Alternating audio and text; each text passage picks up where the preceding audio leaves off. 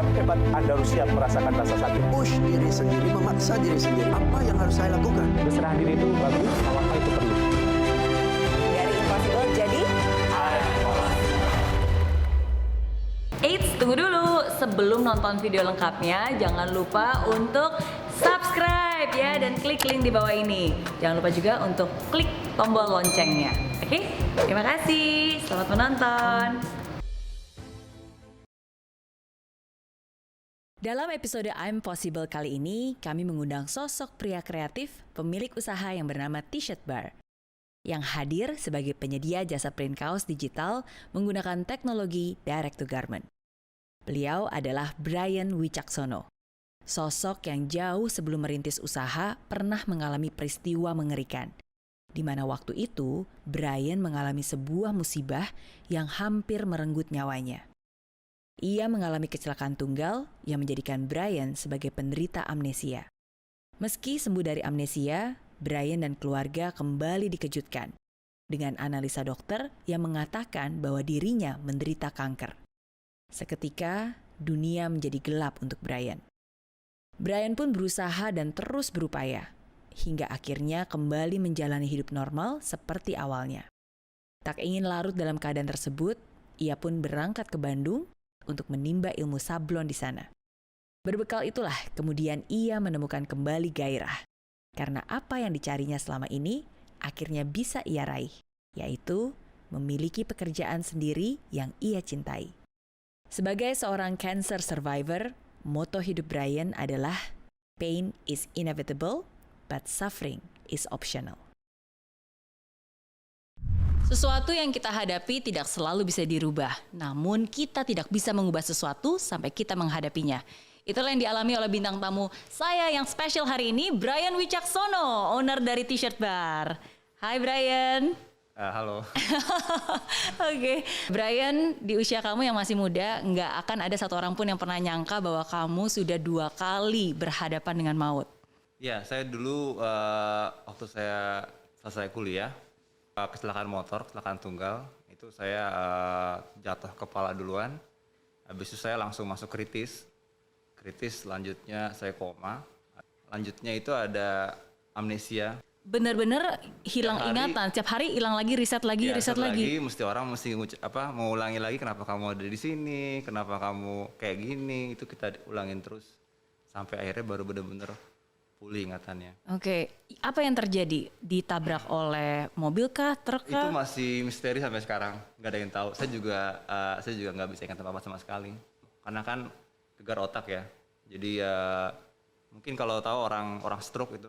Jadi dia setengah badannya tuh lumpuh, terus dia punya ekspresi wajahnya jadi setengah aja gitu. Lalu apa yang dilakukan sampai akhirnya ingatan itu bisa pulih kembali dan kamu bisa normal, sehat kembali? Mungkin saya setengah tahun itu nggak bisa hidup normal ya.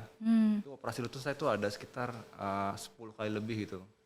Kiri kanan? Rekonstruksi lutut. Yang ini? Kiri Okay. ya. Malah lutut saya pernah sempat kena satu penyakit namanya MRSA, itu bakteri super yang nggak bisa diobatin dengan antibiotik biasa karena dia sudah resisten terhadap antibiotik itu juga akhirnya memperlama semuanya. Dan setelah itu kan hidup saya jadi nggak sehat ya, saya jarang olahraga, dan saya juga waktu itu setelah saya bisa jalan lagi saya ingin cepat-cepat kembali ke dunia kerja gitu, karena saya orangnya itu bosen di rumah. Jadi saya langsung masuk di bank multinasional waktu itu.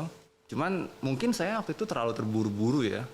Saya belum terlalu siap buat menghadapin situasi kerja, challenge, dan mungkin faktor saya akan mengganggu saya membuat keputusan gitu jadinya. Itu ternyata masalah otak itu penting banget, dan ternyata ada dampak jangka panjangnya dari kecelakaan tersebut gitu. Oke, apa dampaknya? Ya jadi gak mudah lupa, susah konsentrasi gitu, dan itu saya alamin waktu itu. Dan saya putuskan untuk keluar, dan setelah keluar saya melakukan sebuah lompatan. Saya langsung pergi ke Bandung buat belajar sablon. Oke. Iya. Oke. Kuliahnya banking and finance dan bekerjanya juga di bank. Jadi Dan bank. sebenarnya cita-cita waktu kecil pun juga jadi banker. Cita-cita sebagai banker itu berasal dari karena orang tua saya, ibu saya terutama ya.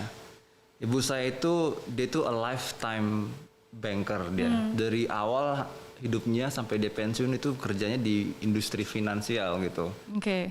Akhirnya saya pergi ke Bandung, saya belajar sablon, habis itu saya memulai usaha dari nol. Yang saya buat itu t-shirt bar. Itu basically sebenarnya tempat orang bisa mengcustom, mendesain kaos yang dia inginkan sesuai dengan desain yang dia mau sih. Gitu. Dan itu saya jalanin udah 8 tahun dari Oke. situ.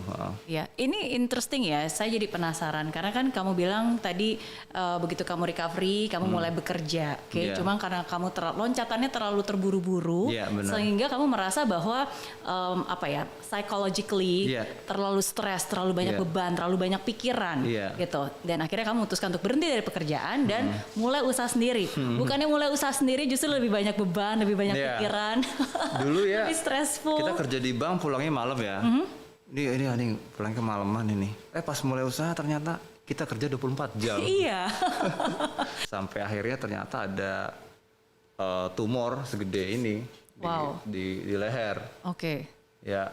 Jadi nyangkut terus lehernya. Dan ternyata itu bukan tumor biasa, itu ganas. Berarti saya sudah divonis kena kanker. Tahun 2016 awal itu. Ini berarti kedua kalinya kamu berhadapan dengan maut lagi-lagi. Iya. Nah, saya waktu itu saya ingat banget saya lagi setir di mobil di jalan tol itu rasanya tuh bawaannya kayak pengen terjunin ke jalan layang gitu loh, ngerti nggak? Karena udah kayak gitu habis kayak gini lagi gitu. Apa masih ada energi lagi nggak sih buat menghadapin lagi kayak begini gitu? Betul, dan pada saat itu istri sebenarnya sedang mengandung anak yang Yang kedua kedua, kan. Maksudnya bayangin iya. istri sedang hamil sedangkan kamu ternyata Persis, divonis iya. kanker. Iya benar. Saya ingat sekali ibu saya itu dia pegang tangan saya, habis itu dia nangis gitu. Dia nangis, dia bilang sabar ya begitu. Nah saya ingat sekali waktu itu pas dia lihat dia nangis, saya langsung diem.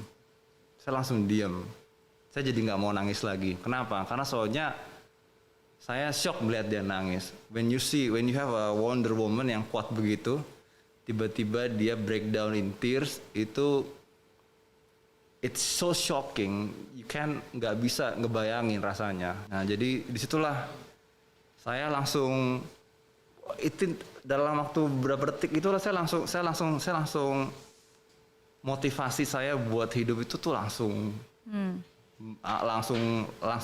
instan tuh meledak lah gitu. Saya harus berubah gitu.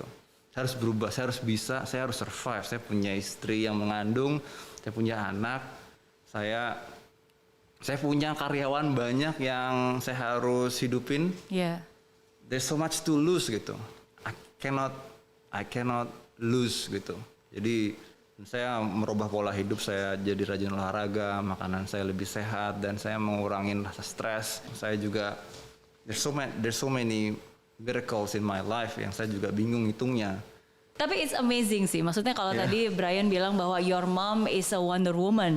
I Yeah. think you are a Superman gitu. Maksudnya ada begitu banyak hal luar biasa yang terjadi dan itu bisa kamu dapatkan karena kamu nggak pernah menyerah gitu. Because you never give up. Kayak tadi saya bilang, sometimes kita nggak bisa mengubah sesuatu sampai kita benar-benar menghadapinya. Yeah, yeah. Hanya dengan kita menghadapi baru kita Yeah. take responsibility dan kita bisa mengubah itu. Yeah, yeah. Tuhan memberikan kamu kesempatan ketiga, Ya. ketiga, oke. Itu artinya ada yang harus kamu lakukan di hidup ini. Yes, exactly. Itu Tugas juga yang belum selesai. Mas Billy itu selalu bilang tuh hidup tuh harus punya purpose ya. Betul. So ini tuh jadi memberikan purpose ke saya gitu. Jadi sebenarnya kita hidup tuh mau ngapain sih? Apalagi orang udah dikasih kedua, ketiga. Yeah. There's something big sebenarnya yang kamu kamu bisa lakukan gitu. So, jadi ya saya salah satunya ya saya ingin serve my family. Saya ingin protect them. Saya ingin bantu orang tua saya Wonder Woman itu, ibu saya nggak cuma bisa mikirin bisnis saya yang saya bangun sendiri, but I have to help her just as much juga. Nggak kapok buka usaha karena kan karena justru mungkin terlalu stres, banyak pikiran, nggak menjaga kesehatan, akhirnya kan justru kena cancer. Setelah akhirnya bisa bersih dan sehat kembali, tetap nggak kapok gitu bangun usaha. Saya sebenarnya justru spirit saya itu malah it's actually nggak pernah, it's never been bigger gitu sebenarnya. Biasanya kenapa nggak kapok, capek, sibuk. I work all day saya. Maybe sebenarnya membedakan itu adalah cara mindset kita sih, mikir gitu. Saya juga dari cancer saya belajar time management gitu. Time management sama juga cara manage kepala. Jadi kita kerja in blocks gitu. Saatnya bloknya sudah tidur istirahat, dah lupain gitu. Jangan ikutin. Kita spend waktu sama keluarga, bermain dengan mereka, atau enggak kayak kita mungkin di saat kerja full gitu ya, kita ngambil 15 menit itu buat kayak saya bilang, kita duduk, kita beli kopi gitu, just chill, enak Recharge gitu. Recharge. Dan saya punya kebiasaan itu, kalau saya pagi-pagi itu, saya pagi pasti olahraga. Di aplikasi Mary Riana tersedia lengkap video-video YouTube terbaru saya, artikel yang up to date, quotes inspirasi, koleksi merchandise, workshop dan seminar yang bisa kamu dapatkan free dan download sekarang juga gratis.